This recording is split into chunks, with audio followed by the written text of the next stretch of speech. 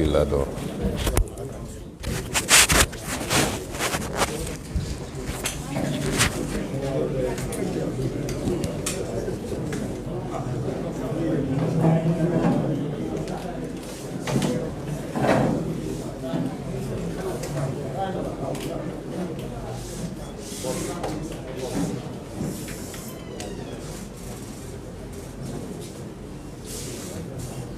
mbokk yi asalaamaaleykum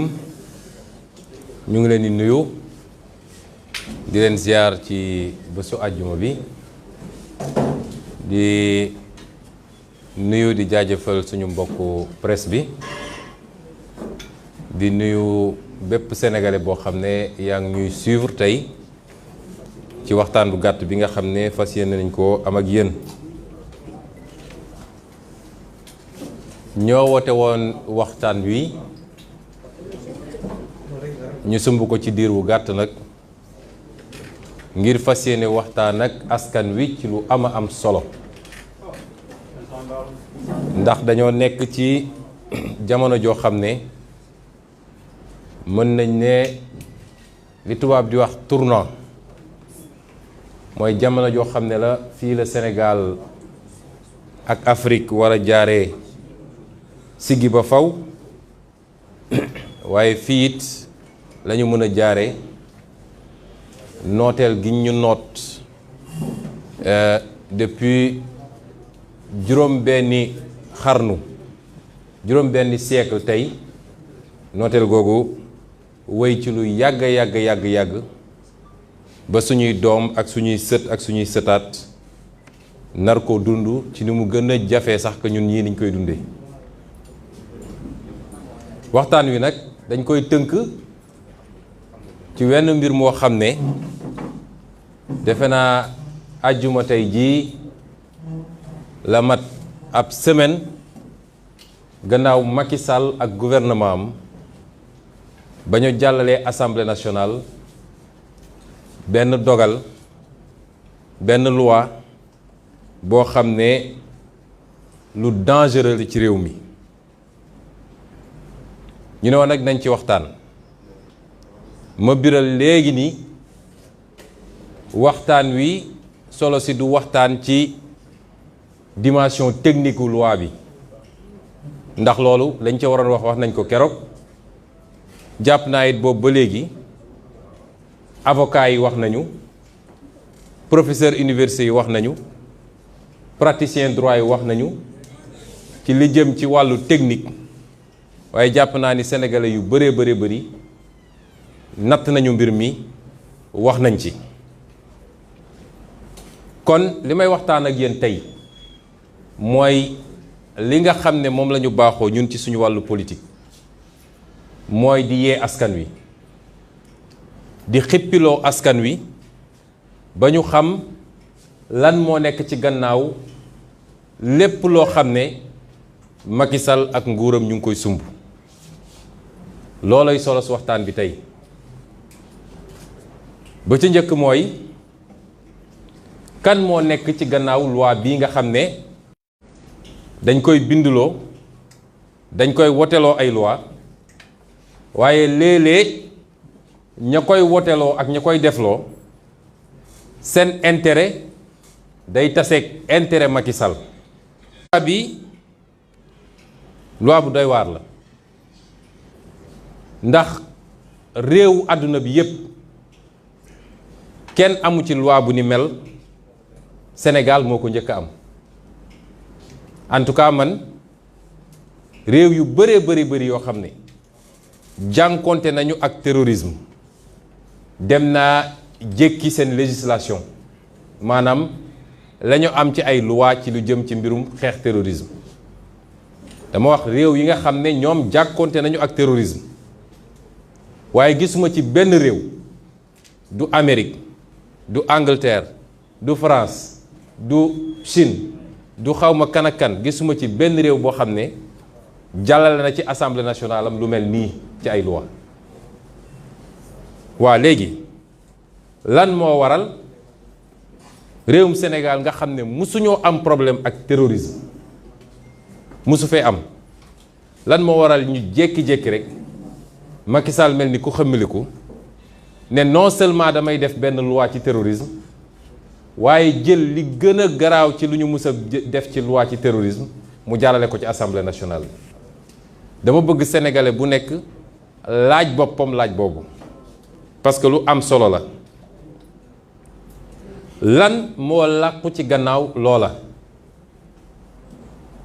may fàttali wax bu am solo bu sëñ Mansour Sy Djamil suñu sëriñ suñu xarit suñu collègue wax keroog ci assemblée nationale mooy ku fi mus a jóg ngir taxawal dëgg ku fi mus a jóg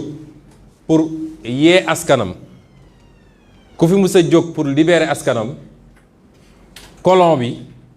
tubaab bi jiiñ na la terrorisme ñu fàttali ko loolu te su ma ko waxee dama bëgg ñu bañ a réere mbir nag ni su ma nee tubaab bi dafa am tubaab bi ci boppam ak tubaab yu ñuul yi ko fi toogal ñooñu yëpp ngay boole ci tubaab bi ndax bañ koy def ci jamono maam bañ koy def ci jamono ba sañuy maam daan résister muy ñu résister ak gànnaay muy ñu résister pacifiquement bañ koy def ci jamono jooju dañ doon am toujours nag ay tubaab yu ñuul kukk ni man mi dëkk ci réew mi juddoo fi màggee fi seeni maamaat màggee fi ñooñu ñoo leen doon defal liggéey bu salte bi loolu nag dañu fi ba tey ne mu amee woon ci jamono maam noonu la amee ci suñu jamono may wax ni loi bi boo ko jëlee dafa di loi boo xam ne dañ ko dem copier ci li ñuy wax terrorisme act muy loi antiterrorisme bi nga xam ne Tony Blair bi muy nekk premier ministre Grande-Bretagne en 2006 moo ko woteeloon waaye may fàttali collègue ni bi mu koy wotelu dafa fekk mu amoon attentat yi amoon Londres en 2005 nee naa ba tey jii de déggaguma ñu ne Sénégal terrorisme am na fi te bu dee ñun rek sénégalais entre ñun terrorisme du fi musa am parce que duñu peuple boobu mais loi bi fa lañ ko jëlee boo jëlee loi boobu jël loi bii Macky Sall jàllale da ngay gis ni dañoo dem copier rek coller ko waaye nag mu am luñ ci yokk ndax am na loo xam ne dans une démocratie kenn sañu ko Tony Blair moom ci boppam am na loo xam ne sañu ko ci Grande-Bretagne moo tax d'abord ci fond bi li ñuy wax fond mooy li ne ci biir loi bi Tony Blair jëlul woon li ñuy wax les délits de droit commun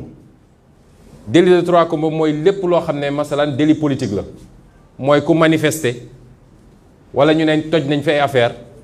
wala ñu ne ñaari nit xeex nañu kenn gaañ moromam wala ñu ne nit dugg na fenn sàcc parce que yooyu yëpp mi ngi ci loi bi loolu la ñuy wax délit de droit commun loolu doo ko fekk ci benn législation ci àdduna du Amérique nga xam ne moo gën a jànkoonteel ak terrorisme du France du Grande-Bretagne mennum Sénégal moo fi am kon tappale gi Macky Sall di tappale mooy dafa jaare ci loo xam ne àdduna bi yëpp dañ cee dëppoo mu am ay convention yoo xam ne Nations Unies la yoo xam ne Sénégal signé na ko pour la lutte contre le terrorisme mu jaare ci loolu nag daat ci dugal ay mbir yoo xam ne pour faj ay problème boppam la muy ay problème politique loolu mooy caay-caay ak tappale yi nekk ci loi bi Tony Blair it ba mu koy def toujours léegi ci forme bi laay wax forme bi mooy ba mu koy def bi mu amee yéene def ko daanaka loi bi presque liggéey nañ ci wala discuter nañ ci lu mat 1 an ndax 15 juillet 2005 la njëkk a yëkkati projet bi waaye bi mu koy def ministre bi nga xam ne moo newoon ministre de l'intérieur dafa bind porte-parole conservateurs yi ak porte-parole libéraux yi libéraux démocrates yi mooy ñi nekk assemblée nationale ne leen ah ñun de bëgg nañu wote loi bu ni mel dañoo bëgg a xam lan moo ciy seen xalaat démocratie noonu lay doxee ñooñu xool mbir mi càmbar ko critiquer ko wax ko liñ koy wax mu toogaat ñaari weer muy 15 septembre mu bindaat beneen lettre ne leen li ngeen wax lii lañ ci gis lii lañ ci wàññi lii lañ ci yokk xool leen ñooñu xoolaat wax ko liñ ci xalaat loi bi doog a dem assemblée nationale. bi mu demee assemblée nationale yóbbu nañ ko seconde lecture et même troisième lecture mooy su dee député dañ ne loi bi doy ñu dañ koy delloo gouvernement mu xoolaat ko tëggaat ko doog ko delloo siwaat loolu yëpp am fa te teewut bañ koy wotee ci la Tony Blair am défaite bi gën a rëy ci défaitam ndax li mu bëggoon li gënoon a am solo ci loi bi mooy li ñuy wax détention préventive mooy suñu nee Ibrahima Thiam mii dañoo soupçonné ni kii terroriste la ñu mën koo dem téye waaye mu ne woon dafa bëgg ñu téye ko lu mat 90 jours pour que police mun a def liggéeyam. Assemblée nationale dafa rejeté loolu Parlement britannique dafa rejeté loolu ne loolu c'est un abus contre les libertés munoo téye nit inculpé woo ko jugé woo ko 90 jours ñetti weeru yàlla nga ne yaa ngi dem wër ay preuve muy woon défaite bi gën a rëy bu Tony Blair am ci carrière politique am. ñun nag Sénégal Macky Sall ak ñi mu àndal dañuy dem def li ñuy def liggéey ci ay weeri weer xëy rek ne procédure d'urgence. Est-ce que xam nga sénégalais xam nañ ñuy procédure d'urgence mooy lii assemblée nationale ndeysaan góor gi Moustapha Niass buñ ko joxee jox ko ndigal nag ne ko lii lu jàmp la mu mel ni dafa am ñu taxaw buntu Sénégal nag yor ay bombe di waaj a éclater ñu ne ko lii lu jàmp la il faut ngeen voté ko tey gën saa gudd ci juróomi fan yi il faut ngeen voté ko il faut ngeen jaaree ko commission pare woote assemblée nationale plénière pour ñu wote loi bu toll nii foog nga ni waroon nañ ko mën a woote te askan wi kenn xamu ci dara loolu war na am ci réew mel ni Sénégal une loi comme ça nga ne da nga koy wote en procédure d'urgence. wax naa leen Grande-Bretagne fi mu jaar foofu la États-Unis jaar foofu la France jaar foofu la keneen ak keneen te ñooñu ñi ngay jokkanteeg ñi ngi am problème terrorisme tous les jours waaye teewul jaaral lañu mbir mi fi mu war a jaar ba ñu wote la ñu war a wote te nañ ko war a wotee ak ni mu gën a rafetee loolu mooy caay-caayu Macky Sall ak nguuram ak ñii mu yor ci assemblée nationale nga xam ne aw gétt la woo xam ne fu leen sàmm bi ne nii rek foofa la ngeen jéggal mu waxee ko noonu nag waaye mbir dañ koy woowee ci turam. kon li tax nag ma doore ci loolu dama bëgg sénégalais xam ni Macky Sall tey dafa am ñuy déy ci noppam dafa am ay xarit dafa am ay kilifam nag ak ay xaritam du ñuy sénégalais ak koo munti doon du ñu kilifa diine yi dañ leen di essayer manipuler rek bu gaawee waaxu dem bu wéeteeg ñoom ne leen sama adversaire politique nii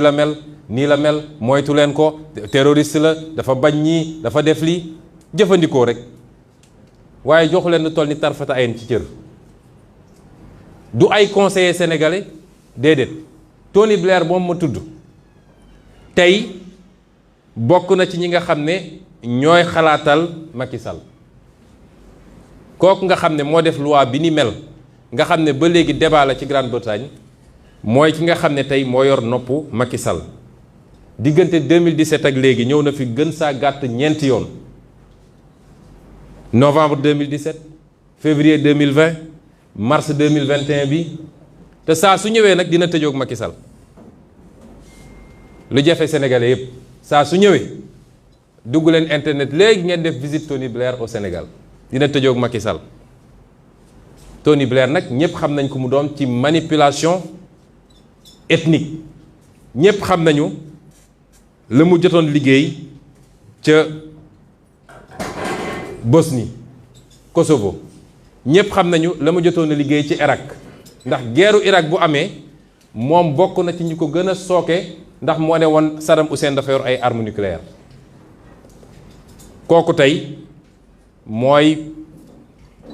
un des premiers conseillers du gouvernement du Sénégal démb rek maa ngi gis ci benn site internet ñu naan Ablaye Diouf Sarr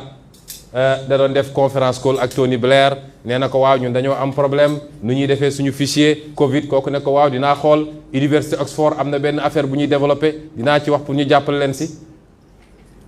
ñoo xam ne amuñu benn personnalité ku ci faji sa soxla bopp sax il faut nga woote. ñaareel bi nga xam ne tey mi ngi yor nopp Macky Sall mooy ki ñuy wax Nicolas Sarkozy mooy ki ne woon ñun africain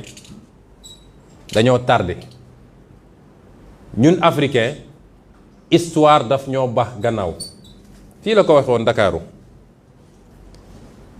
kooku nga xam ne tey moo taal Libi moo reylu Kadhafi ndax ñépp xam nañ ni reylu Kadhafi boobu moo taal Mali tey ndax groupe yooyu ñuy wax jihadiste bi ñu reyee Kadhafi nga xam ne moom moo doon verrou foofu la ñu jël ay armes jël ay pick-up teg ko ci traverser tout le désert pour ñëw déstabiliser le Mali. loolu liggéeyu France la liggéeyu Nicolas Sarkozy la Sarkozy boobu diggante 10 et 14 juin bii rek masalan balaa ñuy une semaine balaa ñu ñuy andi loi bi Sarkozy mi ngi woon fii Ndakaaru te daje na ak ñoom ñooñu ñoo yor tey nopp Macky Sall ñoo koy wax li mu war a def. am na ku ñuy wax Jean-Louis Bruguière nga xam ne moom ab juge antiterroriste la woon foofu ci tugal ca France tey moom mooy haut représentant de l'Union européenne auprès des États-Unis pour la lutte contre le financement du terrorisme kooku du gëj Sénégal 26 mai 2021 bi rek mi ngi woon fii ab mercenaire la léegi boo xam ne Afrique yépp Togo Sénégal fu ne day dem ñu koy defal ay contrat yu duun nag mu ne moom moo leen di conseiller ci mbirum lutte contre le terrorisme Mauritanie gii barki démb la fa jóge parce que Abdoul Aziz ba may nekk président da ko jëloon signaloon ko ab contrat di ko fay lu rëy mu ne da koy defaral ay texte ci lutte contre le terrorisme Abdoul Aziz jóge na fa delluwaat na pour renouveler contrat am ak ku bees ki fa ne duggat Sénégal te saa su ñëwee nag dina dajeeg moom waaye su paree dina dajeeg seen magistrat parce que dafa am ay magistrat Macky Sall nag magistrat APR ñii ma wax nii ñooy ñi nga xam ne tey ñooy xalaatal Macky Sall ñoom ñépp nag dañoo bokk ay intérêt kii ñuy wax Tony Blair sax mun nañu am njort ni am na loo xam ne bonne foi la ci moom walla jàppoon na ni moo gën waaye may wax ni principal problème Sénégal tey mu nga jóge ci li ñuy tuddee France ak ay homme politique am walla lenn ci ay homme politique am ak ñu koy xalaatal ak ñu koy jëfal lii ma tudd nii yépp boolewu ma ci ñii nga xam ne nag ci ñoom seeni agent secret la ak seeni barbouze li tubaab di wax barbouze mooy ñi nga xam ne ay nit lu yu doy waar la yoo xam ne fu ñu leen yebal ñu dem suñu leen nee reyal Masamba ñu rey ko histoire Afrique ak histoire àdduna loolu dafay yàgg tey am na ay société yoo xam ne ay mercenaires lañu te Macky Sall ubbil na leen buntu Sénégal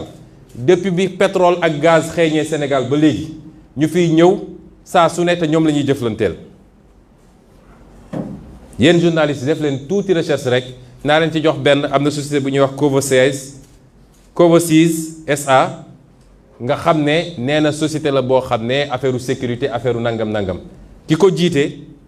du gëj Ndakaaru semaine bii ñu jógee fii rek mi ngi woon fii c'est des sociétés de mercenaires yoo xam ne